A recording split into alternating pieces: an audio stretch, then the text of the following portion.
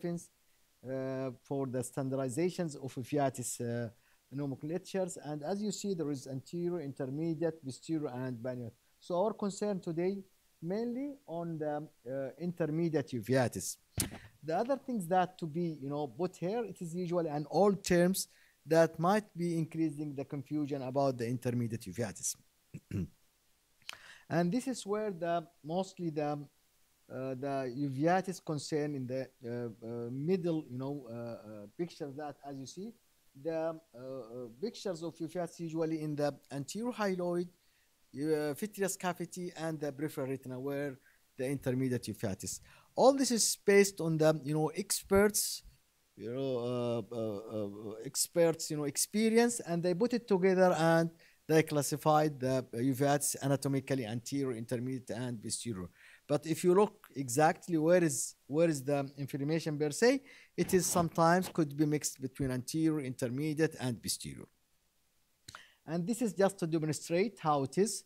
Actually, I couldn't put the indicators here, but maybe we'll use the, yeah. So this is the area where you have to look for the intermediate uveitis. So the vitreous cavity and the peripheral retina. If you put it as a syndrome, intermediate uveitis consists of a lot of things together to put it. Vitreous involvement, peripheral retina, bursa plana ciliaris, peripheral retina, minimal or no anterior segment or co-retinal inflammatory signs in these cases, and usually having chronic course with might lead to permanent visual impairment, and that affect children and adults in general. So the most important part of the intermediate uveitis involvement usually is vitreous cavity, so that's you have to look for, peripheral retina, and usually the area adjacent that the bursa plana ciliaris. There is new classification that to put intermediate uveitis either just mild anterior uveitis when only the vitreous activity is involved, or could be anterior uveitis, anterior segment involvement, or anterior uveitis with the intermediate uveitis. So this is new terms could be introduced in the coming years in the classification of uveitis. There is some confusion sometimes between intermediate uveitis and bursa planitis, and actually bursa planitis is a subset of intermediate uveitis, usually idiopathic after exclusion of all possible etiology or causes. It is characterized by white opacities, snow banks, and in severe cases with snow banks, and that associated with worse prognosis. When you are looking in general for the epidemiology of intermediate uveitis, the incidence is 4 to 8% of uveitis cases, and in practice usually 10 to 12%. When you are comparing community-based epidemiology and in tertiary care, where hospitals like King Khalid, the intermediate uveitis really is a bit that 10 to 12% of all uveitis cases. It is 15% of uveitis diagnosed in childhood. So when you are having a child, think seriously about the possibility of intermediate uveitis when you compare it with adult. It's usually an childhood to early adults age of patient, and no gender, race, or geographical predictions. Usually bilateral, 70 to 80% or 90%. Sometimes might be one eye is affected more than the other eye, but asymmetrically is usually rules of most of the disease. The onset usually is happening by modal distribution at the second and third to fourth decade, so it is young age disease. Durations usually long, more than 15 years. 10% improve with the times, and 30 have stable course. HLA or human associations, usually there is no specific HLA typing, and could be found in some HLA-DR2 especially in bursa planitis. So the human leukocytes antigens usually is not that predicting the disease except for barsablanitis. The prevalence usually we link it to multiple sclerosis versus intermediate uveitis. If you look for the associations between multiple sclerosis and intermediate uveitis, the prevalence is 8 to 15% of multiple sclerosis in intermediate uveitis, and the prevalence of intermediate uveitis in patient with multiple sclerosis between 2.4 to 27%. Why I'm putting this statistic might be it's not really important for you, but when you are looking for this, usually put in your mind to think seriously if you have a patient with intermediate uveitis, to think about possibility of multiple sclerosis. We had our uveitis survey in Saudi Arabia, and we found that intermediate uveitis almost representing 12 to 0.7% of our patient in general. Causes are variable. The most common one is idiopathic types, followed by multiple sclerosis, tuberculosis, Paget disease, and sarcoidosis. So, if suppose that you have a patient with intermediate uveitis, it's not accepted to say this is the patient is having sarcoidosis. Sarcoidosis could be anterior, could be intermediate, could be posterior. So, if you have intermediate uveitis, look what is the cause. Is it possible etiology could be found or not? So, sarcoidosis, one of the causes of intermediate uveitis, sometimes doesn't have the KBs, doesn't have vasculitis, doesn't have retinal or choroidal involvement. So, but they presented only with intermediate uveitis. Recently, we published the papers, and we looking for the to verify the associations between certain etiology and intermediate uveitis, and it is really confirmed what we had in the previous etiology, as idiopathic is the most common cause in 63% of the patient, followed by multiple sclerosis, tuberculosis, and sarcoidosis.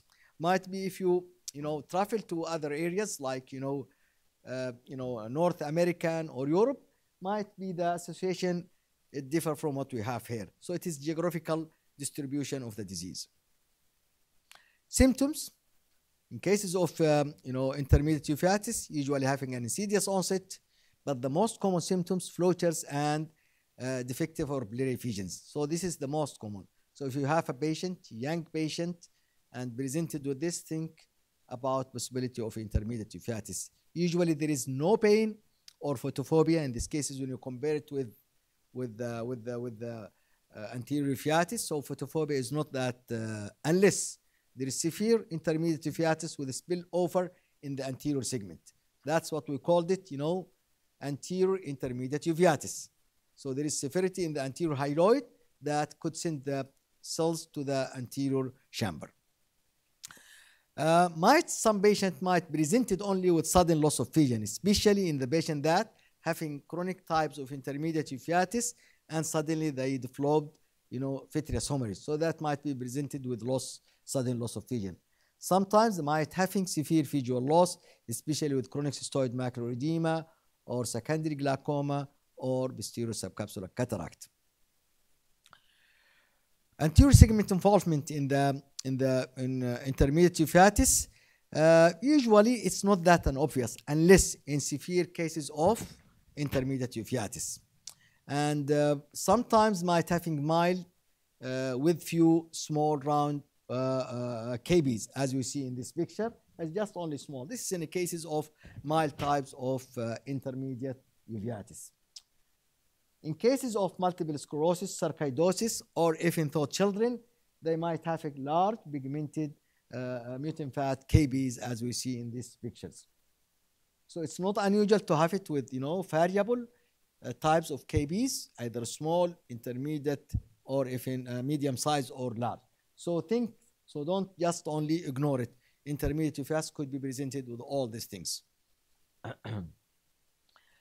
Pressure, it's not usually elevated in this case, unless it's complicated with peripheral anterior synechiae, pupillary Broca, or 360-degree posterior synechiae. In gonioscopy, you might having the peripheral anterior synechiae, you might having some sort of nodules, so it's not unusual to have that, but it's not really stigmata of intermediate uveitis. Autoimmune endotheliopathy, it was found that, associated with intermediate uveitis, so put it in your mind, might be having peripheral corneal involvement as we see in this, pictures. And usually it's linearly arranged KB at the edge of normal and abnormal cornea as we see. It's not been, discovered by Khodadist in the 1986 and published in that way. So it's not unusual to have some corneal peripheral involvement in cases of intermediate uveitis. Late signs of anterior segment involvement, they have peripheral and anterior synegia, posterior subcapsular cataract, band keratopathy, as you see in these cases, and this could be having because of the chronicity of disease itself or by even though using topical steroid treatment.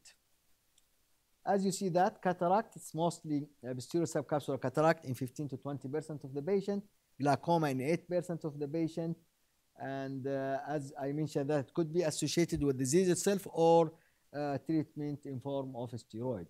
Posterior segment involvement, it's the hallmarks that could be differentiate clinically the intermediate uveitis and real to clinical diagnosis of the disease.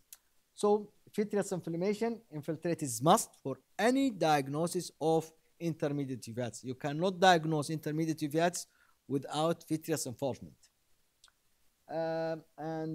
This is an important how to recognize. It is very difficult to distinguish, vitritis, sometimes from vitreous condensation, sometimes when there is vitreous, clumps or let us to say materials like amyloidosis. So with the experience, you might be able, how you can say this is patient having vitritis or posterior vitreous detachment with condensations or inactive, just only vitreous opacities. This is very difficult questions, and sometimes even though the, uveitis people might be having difficulty to know that. Sometimes colleagues from retina, they are not familiar with vitritis, usually confused between vitreous condensations, old pigments, and vitritis. Vitritis really, it's an indicating an active inflammations. Active inflammation. So it is not meaning that something is that being happened in the past. While posterior vitreous detachment, vitreous condensations, this is something really since long or been for a long time there. So usually vitritis either localized or diffuse.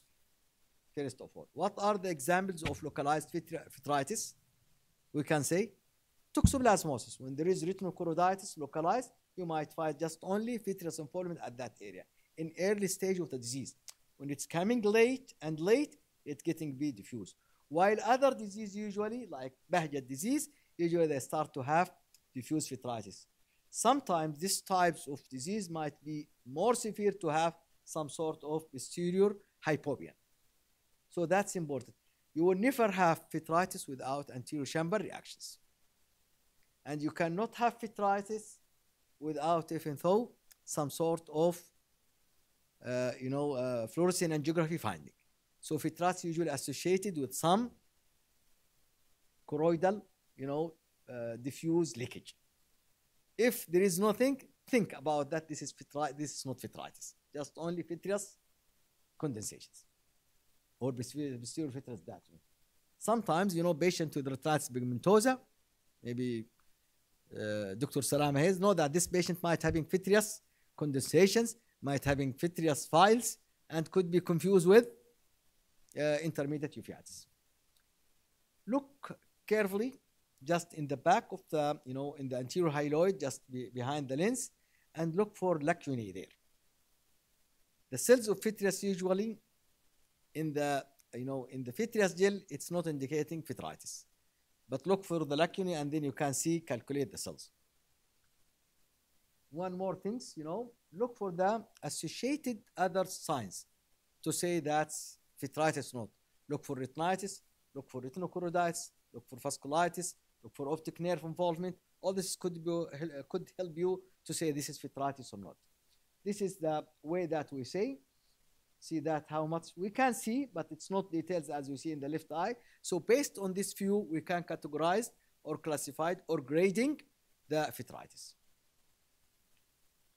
Posterior segment, as we said, I think so. We said about this, and this is the differential posterior vitreous that is common, especially in any types of uveitis, especially intermediate uveitis, vitreous condensations, and then we have to look for the snowballs as an ant eggs, as you see in these areas. And if you look for this picture, usually this is some condensations between the vitreous and the retina in the hyaloid surface resting over the retina, and mostly affected by gravity and going down to the inferior parts of the vitreous cavity. This is the types that you can see. It could be just single, small, round, bizarre shape, as we see. It doesn't matter, but look for it because this is really one of the most important finding and signs of intermediate uveitis.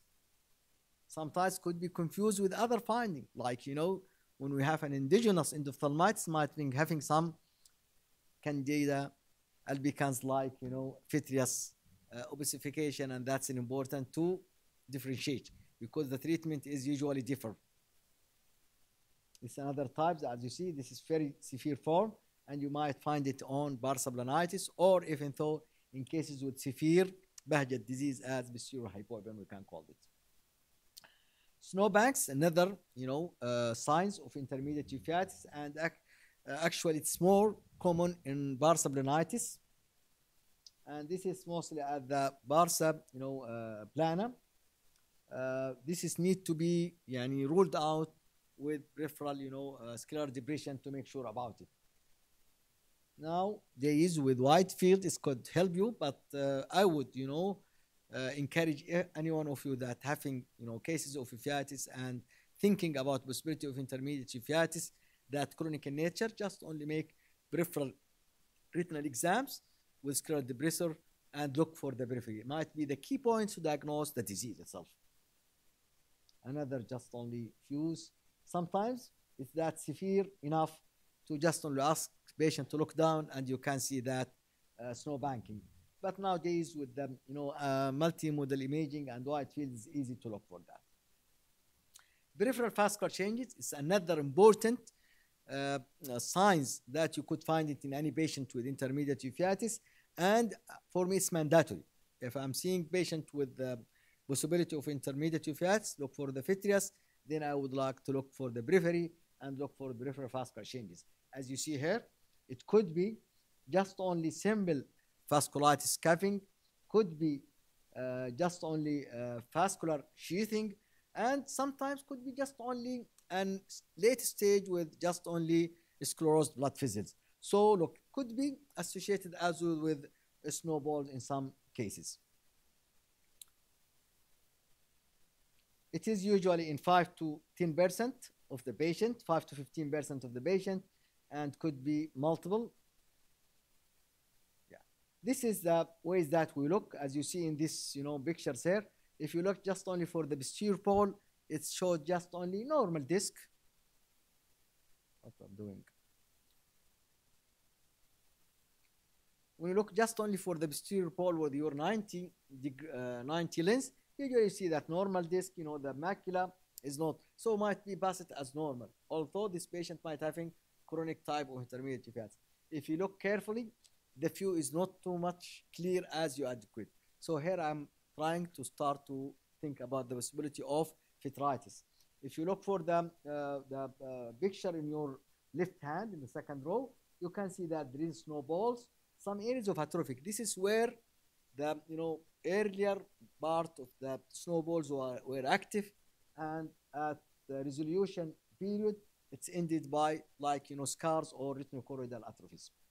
When you do fluorescein angiography, it's easily you can recognize the peripheral ischemic area or non-perfusions with an areas of collateral, sometimes new vascularization, and we see in these cases. Sometimes when you are doing such fluorescein angiography, it's easy to you to look for the macula and the optic nerve. Macula, you can look for the cystoid macular edema as common complication of intermediate uveitis, and disc that indicating there is an inflammatory process going on. In severe cases, that might lead to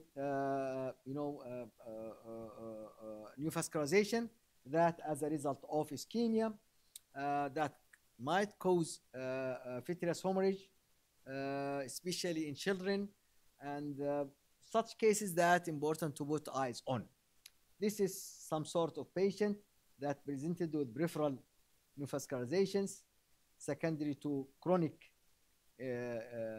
peripheral blood vessel inflammations, collateral as you see here, and retinal ischemia as well. When you do your fluorescein angiography, it's easy, you can recognize all this together.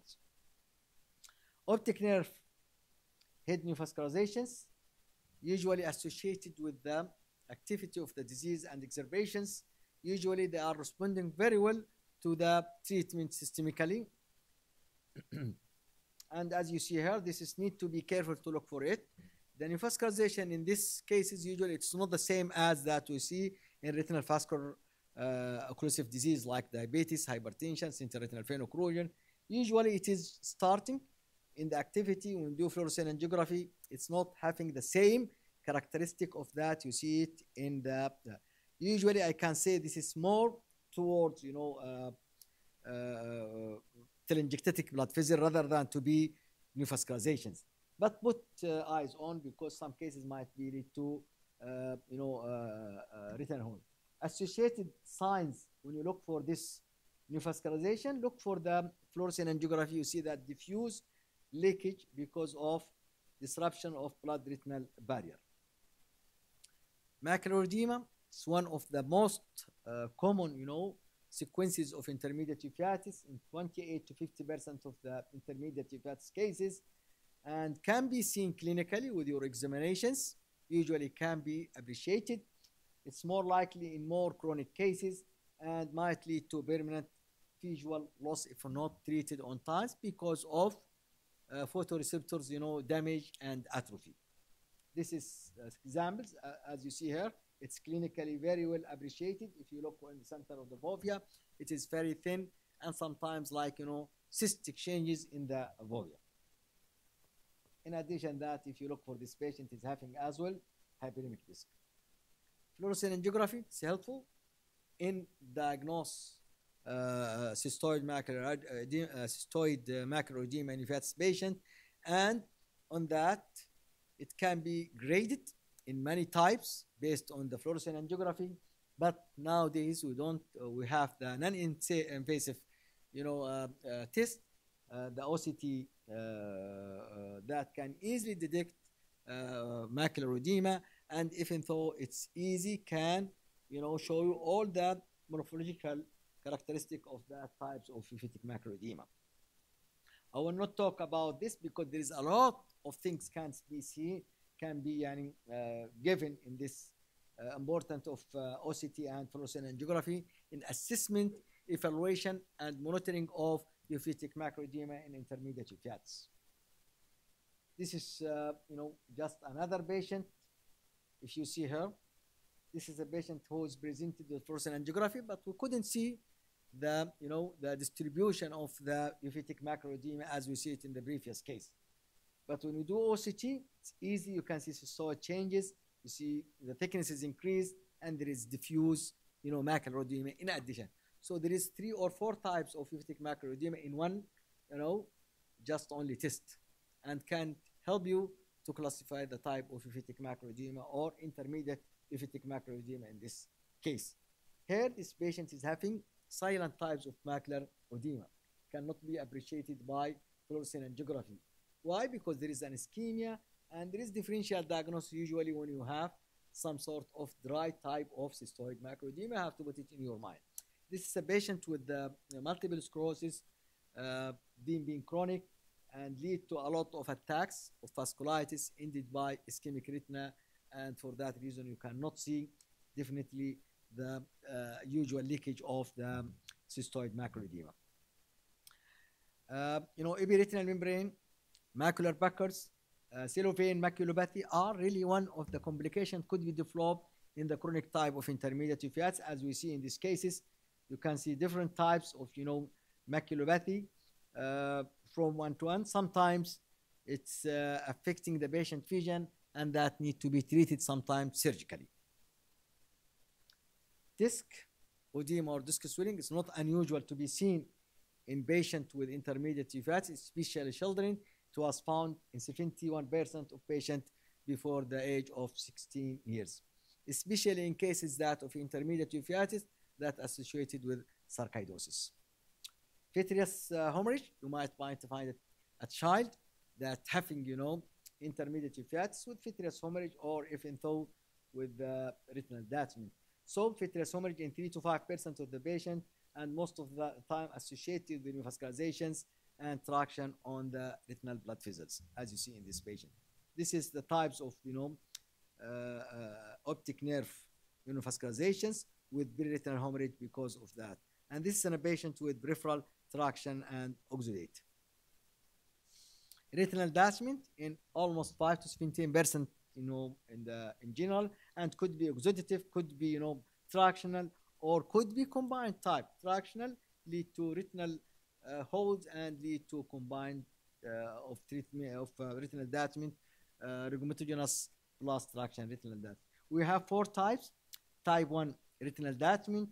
It's usually shallow retinal detachment and could be resolved spontaneously in patients with benign mild course of intermediate uveitis with small tiny holes at near the ora serrata.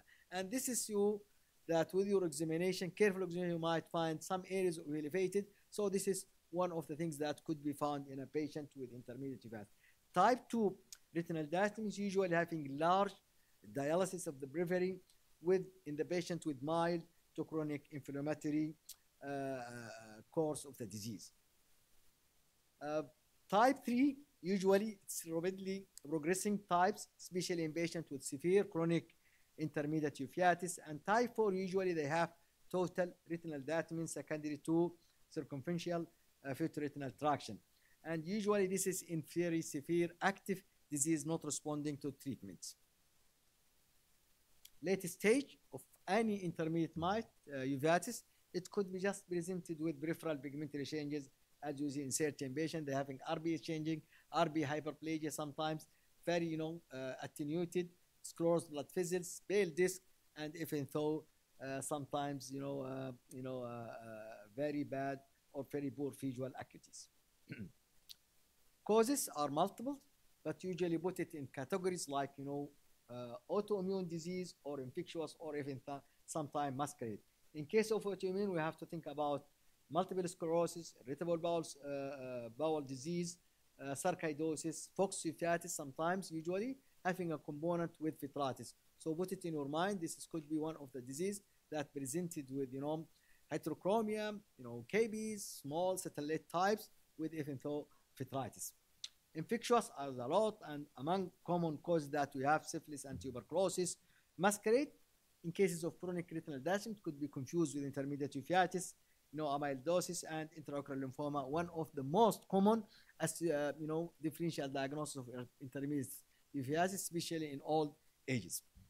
Snowballs on snow banking, they're having many characteristics, but based on the morphological, characteristic of the snow banking, we have an inferior. Think about parasablonitis, multiple sclerosis, fever, sarcoidosis, and masquerades.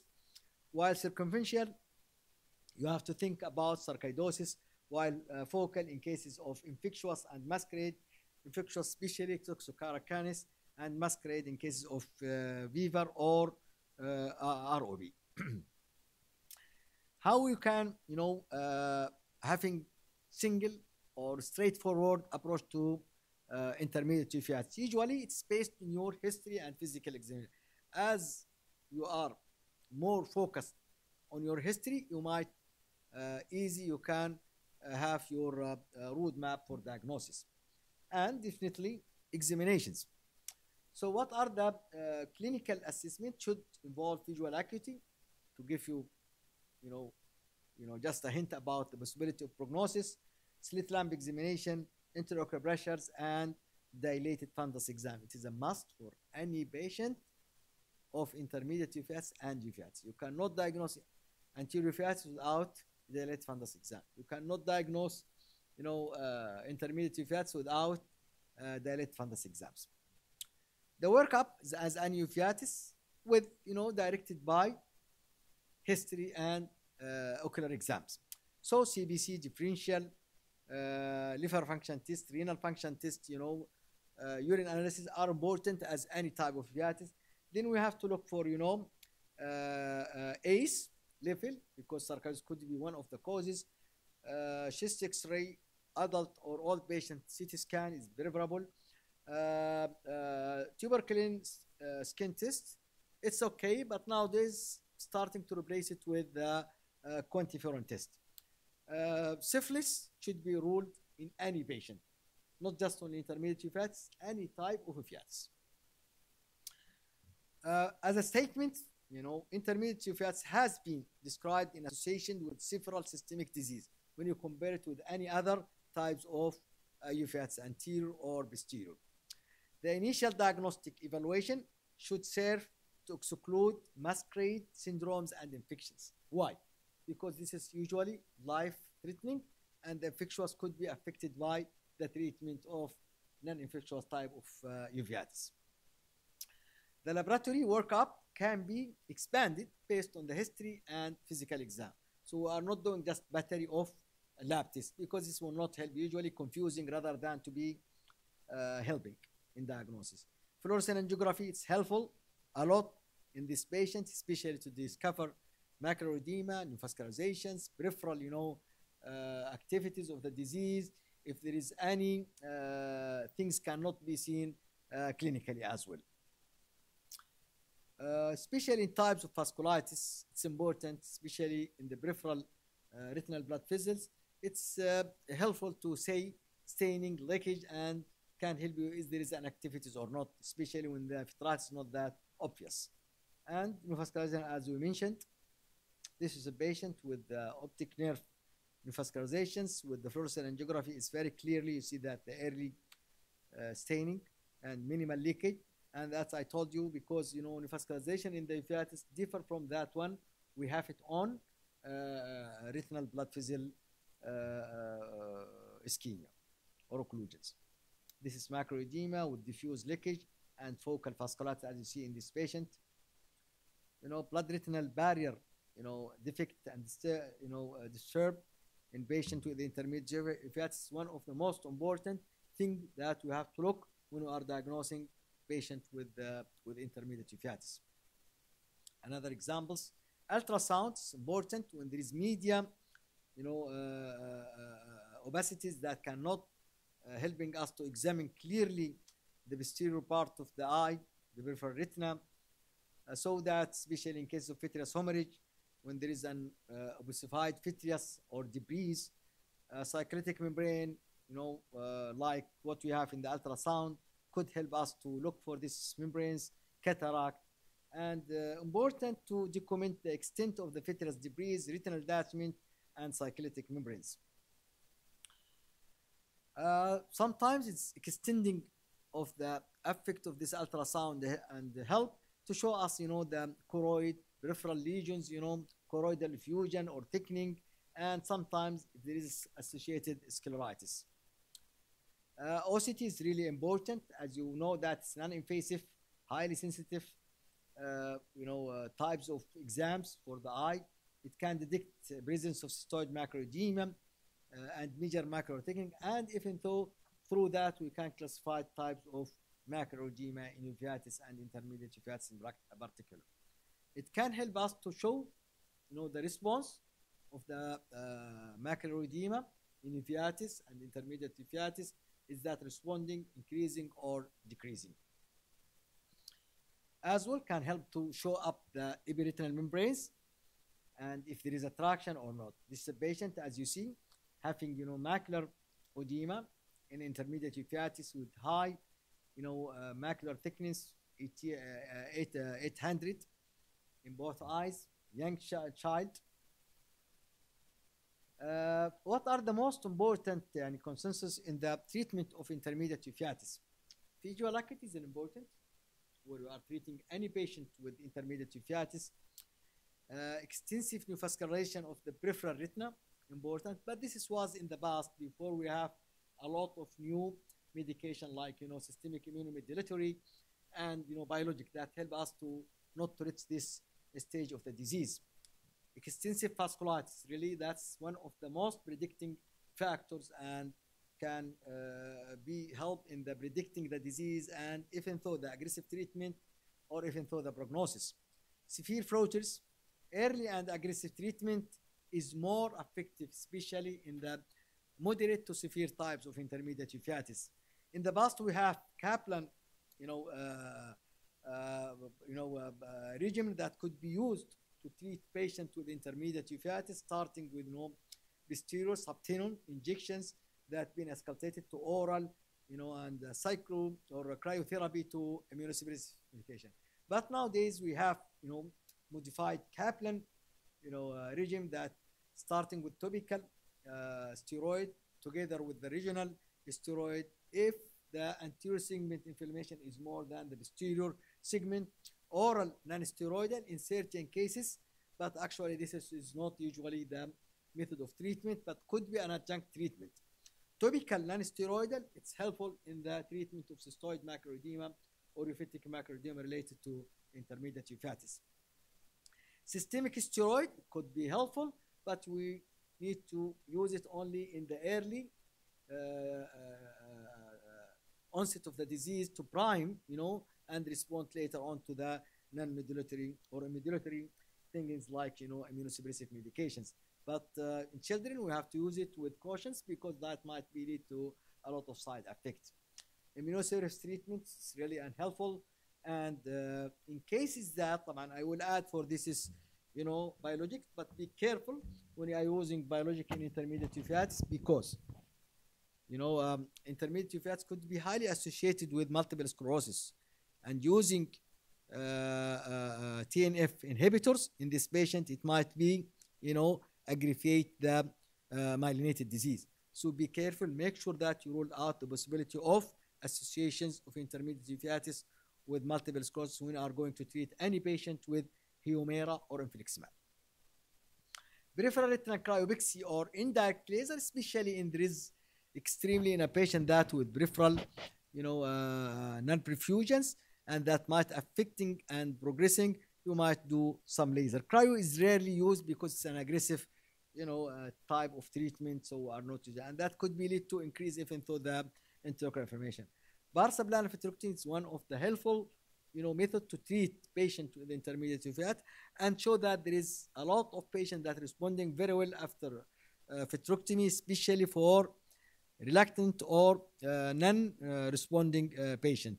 And in addition to the patient that was having a lot of vitreous, condensations or vitreous opacity that really decreasing or affecting the vision of the patient. Antivascular endothelial growth factor could be used in certain cases that controlled clinically, but still they having uveitic macular edema. It can be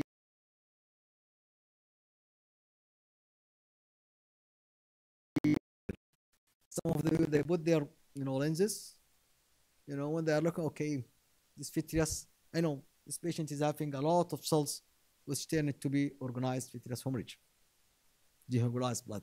How we can differentiate between this, some sort of infiltrate, some of possibility of lymphoma, vitritis. This is an important actually to look for it. Cells to account the cells in vitreous is not an easy job. And even though that people they put it grade 1, grade 2, grade 3, actually it is not clinical. Nowadays with them, even though they put photos, they're putting, some sort of, comparing, looking, you can see the optic nerve, blood vessels, or the retina, and this grade. But actually, it's difficult to carry it all the times, this card in your pocket, and compare what you have.